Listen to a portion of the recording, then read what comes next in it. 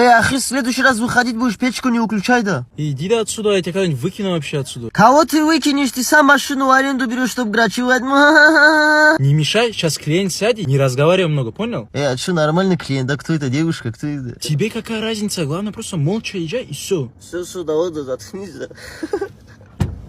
Салам алейкум. Валикум ассалам.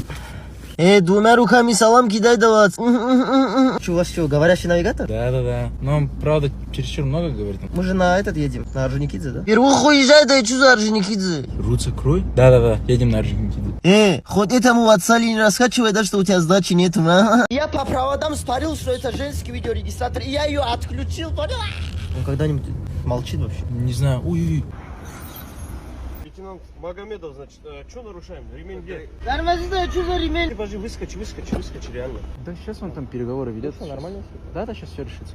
Сейчас мы поедем. Давай, все понял.